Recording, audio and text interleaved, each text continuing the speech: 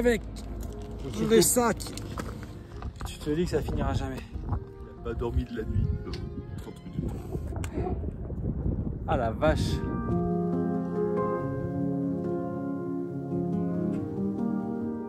Avec vue sur le Mont Blanc et la mer de glace. Petit déj montagnard. Au prochain objectif La là-haut. petite veste, c'est pas de trop. Ouais, ça Hein carré. Oh. Bon ben voilà, c'est parti, hein. On est chaud. Les gants, le bonnet sur le parking du col des Montées.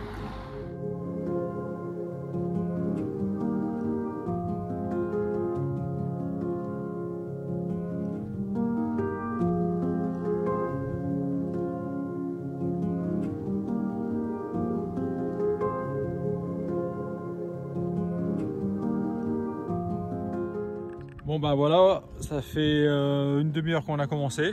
Temps magnifique, Lude, on est vraiment désolé quoi, vraiment. On est confus quoi. Donc ça c'est le Mont Blanc, voilà. On se met en mode short. On a eu froid quand même. Ouais, la petite fraîcheur du matin dans les sous-bois. Et voilà, donc on commence notre périple. André s'est dit que pour avoir son téléphone à portée de main, il allait le mettre dans le sac. En fait on papote.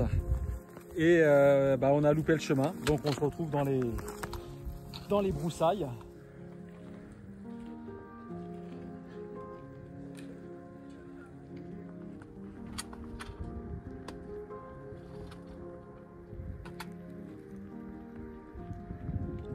C'est assez cosmopolite.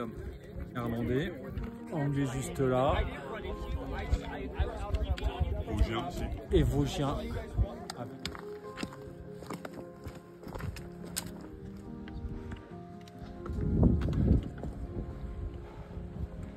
Arrivé au lac Blanc. Là franchement avec André on se disait mais on est bien là. Et là on est bien. On se sent léger sur le sac. La petite quiche Un bleu chaud. au bord du lac Blanc. C'est la vraie vie quoi. Là on a pris une voie de détour par rapport à la trace initiale. On passe par un col, le col des Montées. Donc Je sais pas où ça nous mènera. on donne la chance à l'aventure.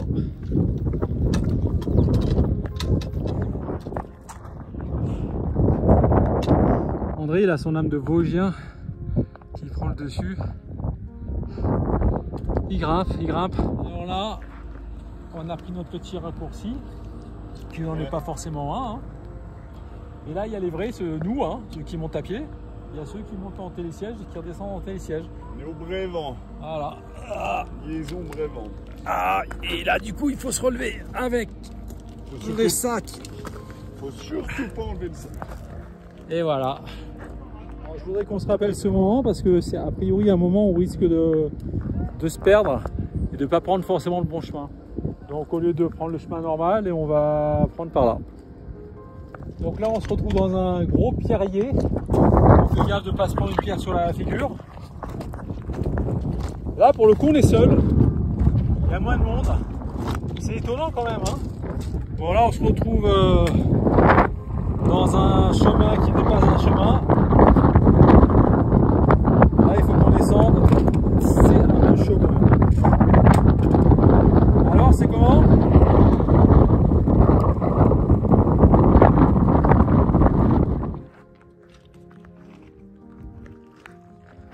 Alors il y a deux couillons dans un champ de pierre.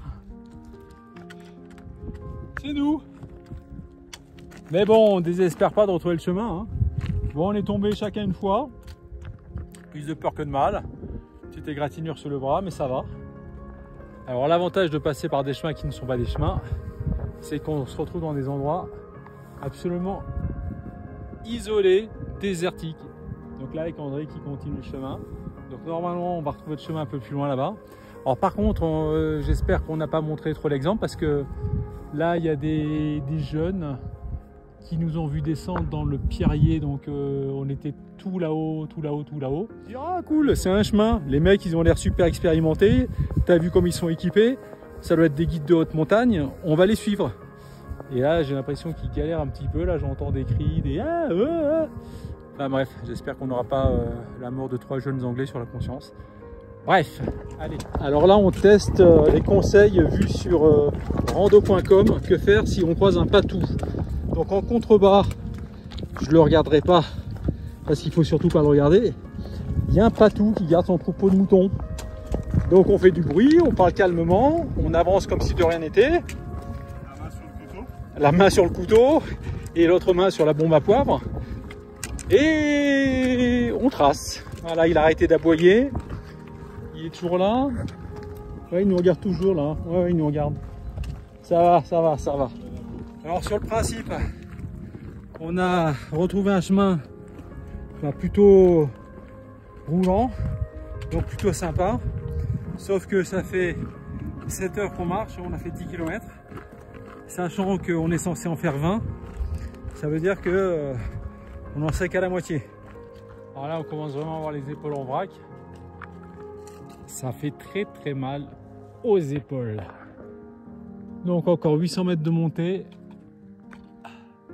Et après, on bascule de l'autre côté de ça là-haut. Ce mec me fait de plus en plus peur. Il me fait penser aux vieux montagnards qui marchent toute la journée, qui pour eux, grimper pendant des heures, ça leur fait rien. Et ils se retournent vers toi en disant: bah alors ça va, je me fumerais bien une petite clope moi. Ben voilà, André, jamais fait de rando. Et là il est tout content, tout joyeux. Moi j'en peux plus.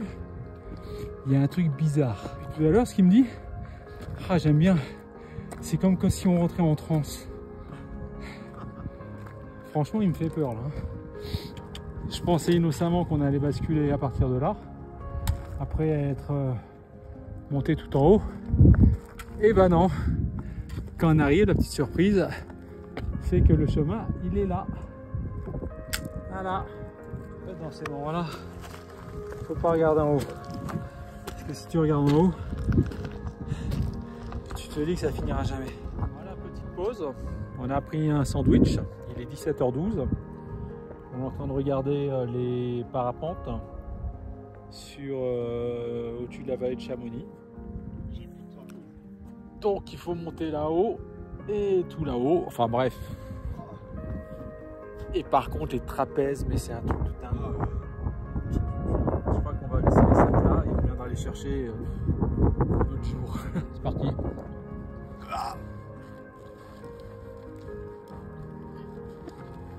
Il me semble plus lourd que ce matin.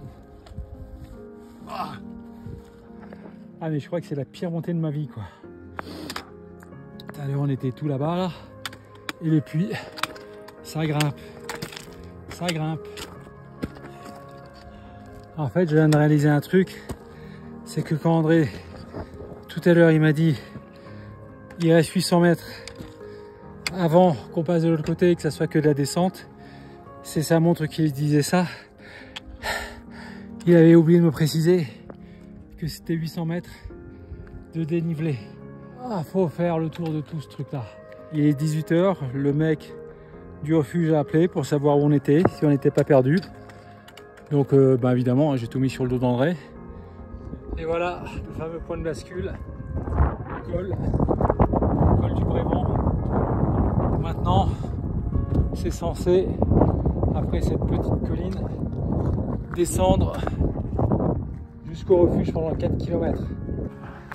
Ah bah non, c'était pas encore le point de bascule. Le point de bascule, il est encore tout là-haut. Ça s'arrête jamais quoi. Ça y est, pour le coup, la bascule est là. Et donc il y a 3 km comme ça à faire dans les pierres. Et là André est parti en éclaireur. Ça fait officiellement 10 h 20 minutes qu'on marche. Voilà, bon. J'ai plus de jambes, j'ai plus de pieds, j'ai plus de trapèze. Je commence à en avoir marre. Bon bah ça y est, finalement arrivé, j'ai retrouvé André qui m'a commandé une bière. Plus loin on part au refuge de Bellaccia. Et donc sympa, face au Mont Blanc. Il y a même des cacahuètes. Je crois que c'est les meilleures cacahuètes de ma vie quoi. Pas assez. Puis des bretelles, elles sont bien réglées. Il faut regarder derrière, c'est que les bretelles sont trop basses, vu que t'es assez grand, semble-t-il. Il fait 2 degrés quoi. Lui va être contente. On va monter la tente. Alors là, montage de la tente par très froid. Mais bon, le truc qui fait plaisir, c'est qu'on est face au Mont Blanc. Donc on s'est dit que là, on serait à l'abri du vent avec les pierres. Moi je me faxe en direct et tu me vois plus à moment. Coucher de soleil sur le Mont Blanc. Ça le fait quand même. C'est pas mal. C'est sympa. Cette chance, juste à côté de notre tente, d'avoir 1, 2, 3, 4, 5 chamois qui viennent nous voir. Alors petite bataille de chamois juste à côté de la tente. Je vois rien, ça me met. Yeah. Bonne nuit André. Bonne nuit, Jeff. Voilà. Il fait beau, il fait froid. On va dormir comme on était habillé aujourd'hui. Alors une quasi bonne petite nuit pour moi, bien au chaud sous ma couette, bien épaisse. Par contre, André, son regard en nylon, il n'a pas dormi de la nuit. 30 minutes. Donc là il a une grosse patate. Ma monstre me dit de me reposer.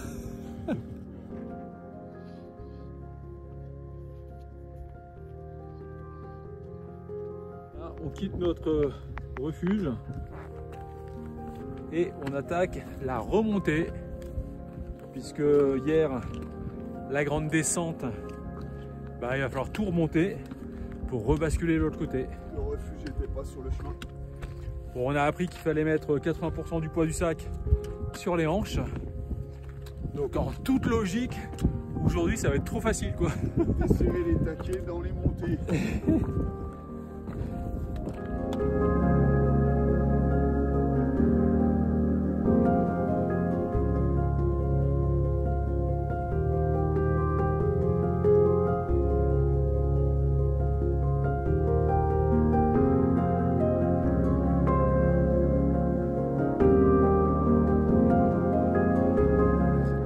Alors, ça y est, on a commencé à attaquer la montée.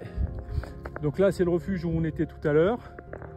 Et vu qu'on fait demi-tour, on doit grimper tout là-haut au niveau du téléphérique, puisque c'est le téléphérique qui arrive directement de Chamonix.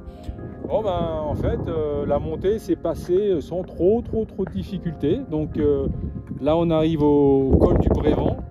On va rebasculer de l'autre côté où on va entamer une grosse descente.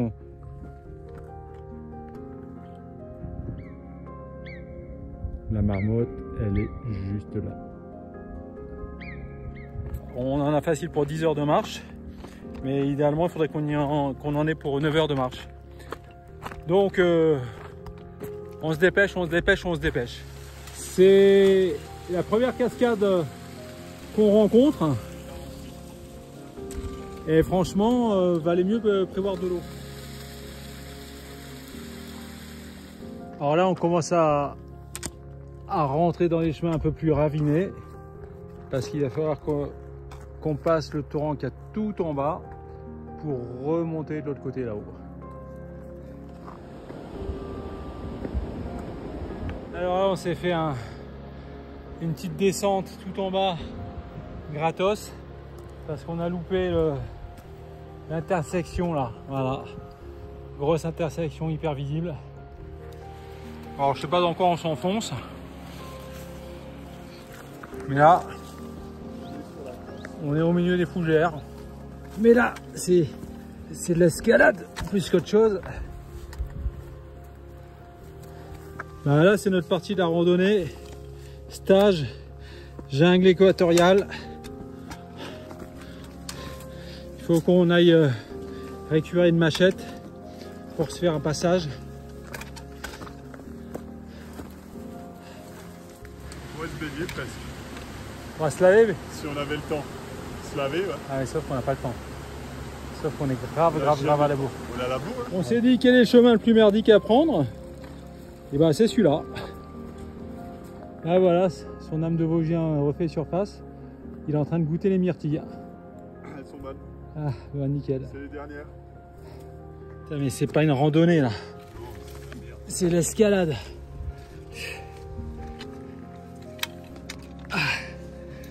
Oh putain.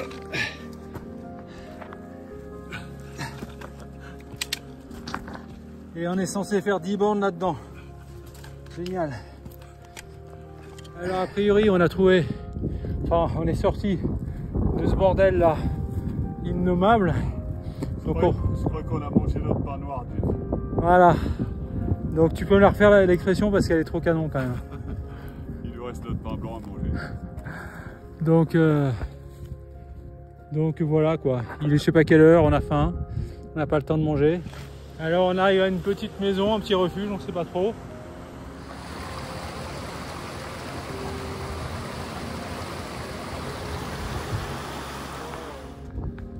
Minutes de pause parce qu'on a encore beaucoup de chemin. Il nous reste. Même pas savoir. Le mec qui a inventé le Capri Sun est un génie. C'est trop bon.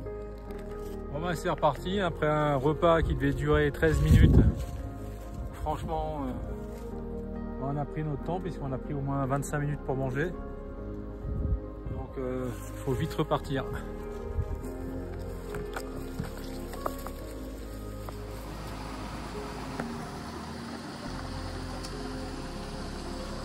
Et c'est reparti pour notre stage en Guyane.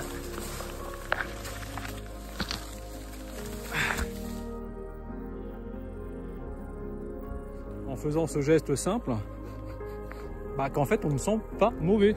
Hein, voilà, ça c'est. Dans ton sillage, je sens strictement. On sent, alors pas le frais forcément, mais franchement ça va. Ça me dérangerait pas de. Autant des fois on peut s'indisposer soi-même. Je pense que c'est le mérinos. Bon. Bon, t'as la trace de transpiration. Ouais, mais c'est la transpiration qui sent pas. Là, c'est du sel. C'est du sel. Là, on est fixé sur notre sort. On doit continuer jusque tout là-haut et prendre la brèche qu'on voit en gris tout là-haut. André accuse le coup. Bon, ça me fait plaisir parce que hier il était devant. Mais là, ce qu'il me dit, ben au moins ça me fait plaisir que tu n'ailles pas trop vite. Alors que moi je suis à fond. C'est moche. Ce mec doit avoir un rapport différent à l'effort. Et là, il grimpe. Il grimpe. Et moi, j'essaie de suivre. Ah, ça y est, il se retourne quand même. J'ai cru qu'il allait oublier que j'étais derrière lui. On étape. On vient de tout là-bas, là-bas. On a tout monté. Et là, il faut passer de l'autre côté de ce truc. Et c'est là le passage le plus difficile. Donc après 8h30 de marche, 2 pauses de 20 minutes, on est mort. Franchement, c'est dur. Les jambes, les cuisses, les épaules, l'énergie, elle est plus là. André, il se gave de pâtes de fruits, mais il continue à monter comme un chamois. Voilà. Allez, c'est reparti. Et on avance dans le pierrier, petit à petit, mais sûrement.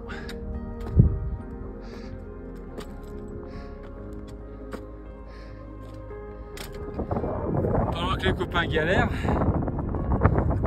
à faire remonter tout ça, je sais pas si vous voyez la tête de l'André là-bas, qui est tout grimpé et qui est en train de se faire des selfies juste tout en haut.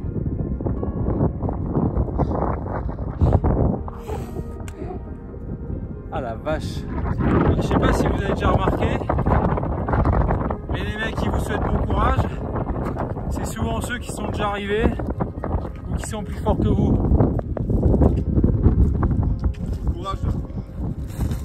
Putain. je déteste. Sans le sac, ça va. Je suis sûr qu'il y a un truc dans ces pâtes de fruits. Et je sais pas, une drogue, un EPO, enfin un truc à la con. Ah la vache. Bon ben voilà, là on est au passage. Col de Saint-Lanton. Voilà, col de Saint-Lanton. 526 mètres. Et donc là on bascule de l'autre côté pour aller rejoindre notre refuge. Voilà, donc là on croise notre ami chamois qui est à 10 mètres de nous. Salut. Est-ce qu'il a resté là? Il n'a pas l'air effrayé, hein.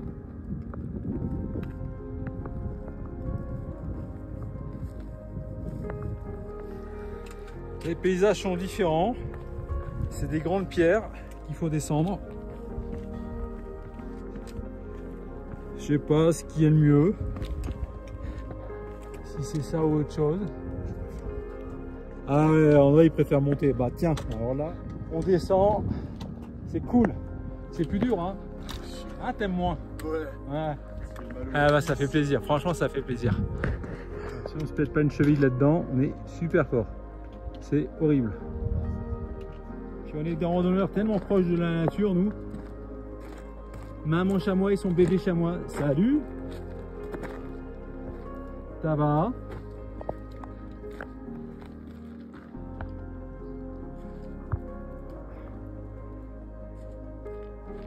Ah ouais, ça gratte, hein. Alors cette dernière partie, elle casse vraiment les pattes. C'est que de la caillasse. Alors le refuge, il est encore assez loin. Cette fois-ci, c'est moi qui suis devant André. Tadam. Bon, ça sera la première fois du séjour, mais bon. Alors, arrivé au refuge. Franchement, le chemin est absolument horrible. Et le voilà qui arrive. Allez, à table. Ouais. Alors c'est ici que tous les sacs sont rangés le soir pour éviter les punaises de lit.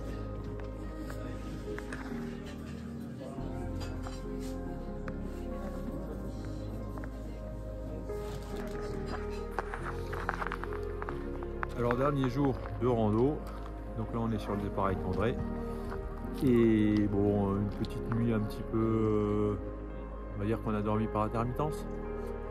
Donc là on va redescendre vers la vallée et on va décider ce qu'on fait sur nos 3 jours de VTT. On va chercher le soleil. Voilà.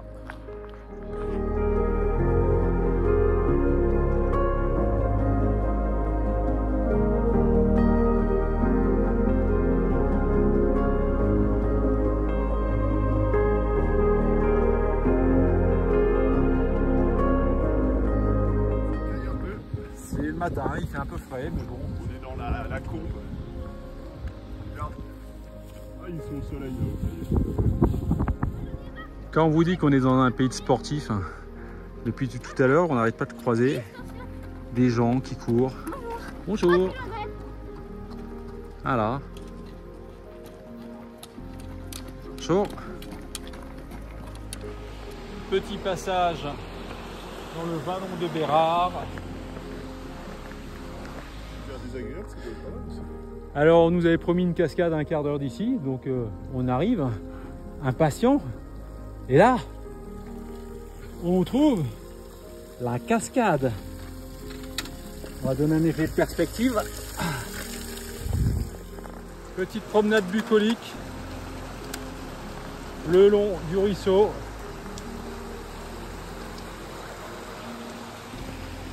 Alors on a trouvé un truc trop bizarre. Au milieu du chemin, un mini geyser. Voilà. C'est presque l'Islande. C'est ça, c'est l'Islande en version miniature. Bon ben retour au point d'arrivée, puis là on voit un panneau, on va voir la surprise. Stationnement limité à 24 heures. Ça sera la surprise ou pas? Suite au prochain numéro.